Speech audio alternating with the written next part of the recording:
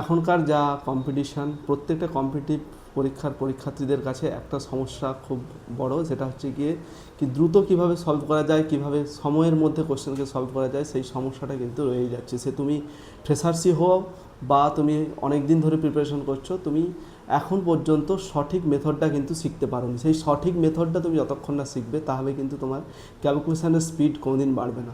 তাই আজকের এই ক্লাসে আমি পার্সেন্টেজ থেকে ফ্র্যাকশানের ভ্যালু অথবা ফ্র্যাকশান থেকে পার্সেন্টেজের যে ভ্যালুগুলো আমি শেখাবো, সেগুলো তোমাদের ক্যালকুলেশানকে ফাস্ট করতে অনেক সাহায্য করবে। তাই ক্লাসের শেষ পর্যন্ত দেখতে যাও।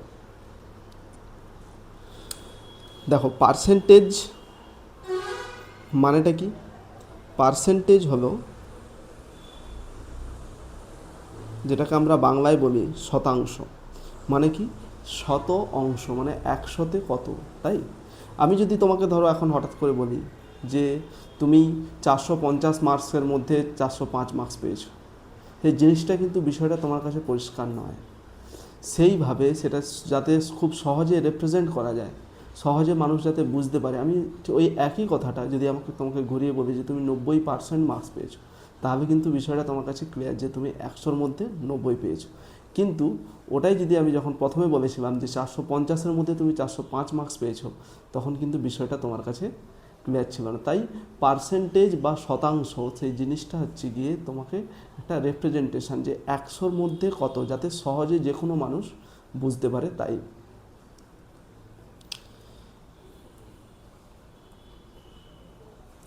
এবারে পার্সেন্টেজ থেকে যদি ফ্র্যাকশানকে পার্সেন্টেজে কনভার্ট করার জন্য কি করতে হয় না, 100 দিয়ে গুণ করতে হয়। ফ্র্যাকশান থেকে যখন তুমি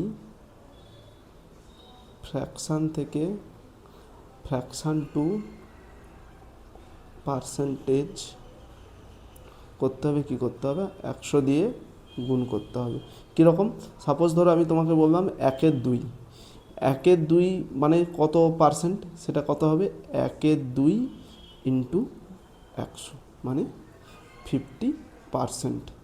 সেইভাবে আমি যদি তোমাকে বলি 1/5, 1/5 কত পার্সেন্ট? 1/5 ইন্টু 100 মানে কত হলো? 20%। সেই একইভাবে তুমি যখন কোনো পার্সেন্টেজকে যখন তুমি ফ্র্যাকশানে কনভার্ট করবে, পার্সেন্টেজ টু যদি তুমি ফ্র্যাকশানে আসো, তখন কিন্তু তোমাকে 100 দিয়ে ডিভাইড বাই 100 বা 100 দিয়ে তোমাকে ভাগ করতে হবে। ঠিক যেমন ধরো আমি তোমাকে যদি বলি যে 75%, সেটাকে তুমি ফ্র্যাকশানে আনো। ফ্র্যাকশানে কীভাবে আনবে? 75, তাকে আমি 100 দিয়ে ভাগ করব, সেটা 25 দিয়ে কাটাকাটি যাবে, 25 3-এ, 25 4-এ, তাহলে সেটা ফ্র্যাকশানে কত হলো? 3/4। দেখো আমি 100 দিয়ে ভাগ করেছি। সেই একইভাবে আমি যদি তোমাকে বলি 80%, 80% যখন হবে মানে কত? 80 ডিভাইড বাই 100 মানে 4/5 বা 20 দিয়ে কাটাকাটি করি, 4/5। তাহলে ফ্র্যাকশান থেকে কিভাবে পার্সেন্টেজ এবং পার্সেন্টেজ থেকে কিভাবে ফ্র্যাকশানে কনভার্ট করা যায় সেটা তুমি জানবে। এইবারে আমরা কিছু পার্টিকুলার ভ্যালু মনে রাখবো বা একটা টেবিল, সেটা কিন্তু একদিনে মনে থাকবে না। তোমাকে আমি যেটা করাবো সেটা বারবার ওই ক্লাসটাকে রিভাইজ করতে হবে, তাহলেই কিন্তু তুমি একদিন আস্তে আস্তে ওই ভ্যালুগুলো মুখস্থ হবে। সেটা কীভাবে হবে সেটা আমি শেষে দেখাবো। চলো, প্রথমে 1 মানে কত? 100%। 1 মানে 100%। 1 মানে কি? এটা 100/1। সেই রকম 100/2 মানে কত? 50%। 100/3 মানে কত? 33.33%। আমি আর 100টা বারবার বলছি না, আমি যখন 1/, বলবো মানে কি 100/4, এটা তোমাকে মনে রাখতে হবে। 1/4 মানে কত? 25%। 1/5 মানে কত? 20%। 1/6 মানে কত? না 16.66%, ঠিক আছে। সেই রকম আমি যখন 1/7 লিখব সেটা কত হবে না 14.28%। দেখো এবারে 2/7 আমি যদি করি কী হবে, তবে এটার সঙ্গে 2 গুণ করব, তবে কত হবে 28.56%। সেরকম আমি যদি 3/7 করি, 3/7 করলে কত হবে 42.84%। আমি যদি 4/7 করি কত হবে 57.12%। 5/7 71.4%। আর 6/7 যখন করব সেটা হবে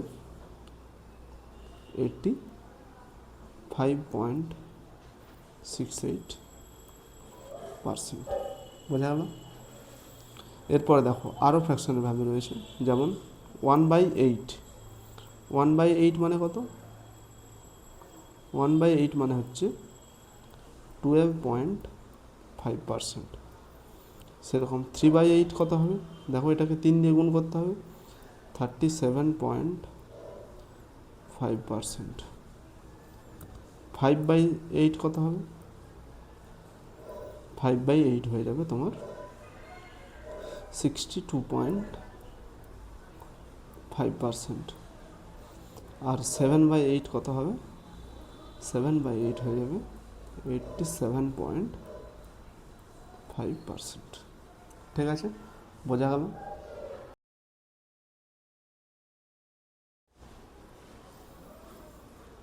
দেখো 1/9 মানে কত পার্সেন্ট? 11.11%। তবে 2/9 কত হবে? 22.22%। 3/9 কত হবে? 33.33%। ঠিক আছে। সেইভাবে 4/9 কত হবে? 44.44%। এইভাবে তুমি আপ টু 9, 8/9 পর্যন্ত করতে পারো। 8/9 যদি কত হবে না 88.88%। ঠিক আছে। আমরা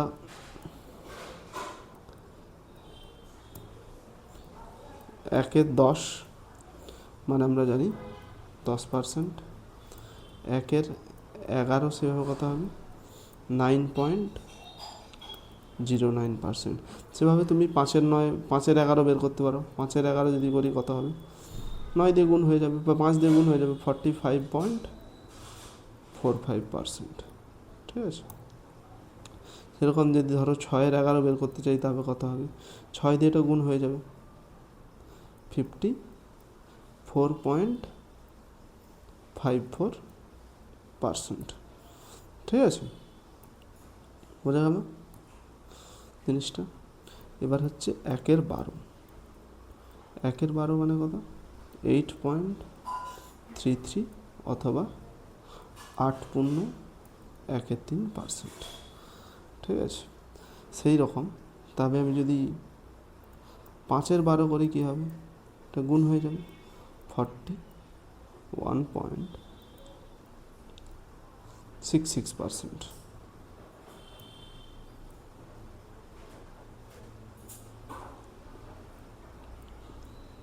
41.66%। সেই রকম আমি যদি 7/12 করি কী হবে 58.33%। আর যদি 11/12 করি 91.66%। ঠিক আছে, বোঝা গেল? এইবারে 13। 1 এর 13 মানে কত? 7.7%। 2 এর 13 15.38%। এটা কিন্তু খুব ইম্পর্ট্যান্ট, প্রচুরবার পরীক্ষা এসছে, তাই এটা ভালো করে মনে রাখবে। ঠিক আছে, এইবারে তবে এরপরে কী হবে? 1 এর 14। 1 এর 14 মানে কত হবে? না, 7.14%। এখন 3 এর 14 কত হবে? 3 এর 14 হয়ে যাবে 21.42%। 4 এর 5 এর 14 কত হবে? 35.7%। 9 এর 14 কত হবে?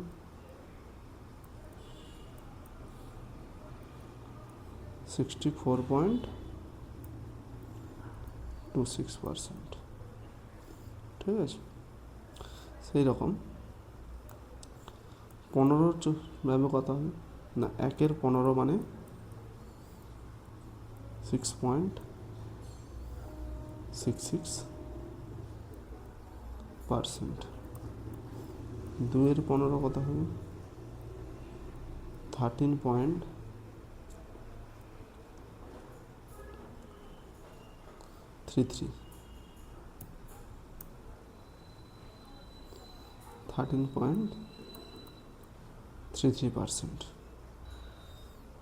ঠিক সেই রকম আমরা যদি আজকের এই ক্লাসটাতে 15 পর্যন্ত ফ্র্যাকশান ভ্যালু থেকে পার্সেন্টেজ কীভাবে কনভার্ট করতে হয় সেটা আমরা শিখলাম। এরকম আমরা 50 পর্যন্ত শিখব এবং পরবর্তী ভিডিওগুলো যখন আপলোড হয়ে যাবে তারপরে প্রত্যেকটা ভ্যালু কিভাবে মনে রাখা যায়, কিভাবে লিঙ্ক করে একের পর একটা মনে রাখবে আর একটা কীভাবে তোমার মনে থাকবে, এটা খুব সহজেই আমি শেখাবো। সেটা হচ্ছে পরবর্তী ভিডিও আসার পরে। ঠিক আছে, এভাবেই শিখতে থাকো, পড়তে থাকো এবং আমাদের এই চ্যানেলটির সঙ্গে অবশ্যই যুক্ত থাকো। প্রতিনিয়ত ক্লাস দেখো, তাহলে কিন্তু তুমি অবশ্যই কিছু সুবিধা পাবে এখান থেকে।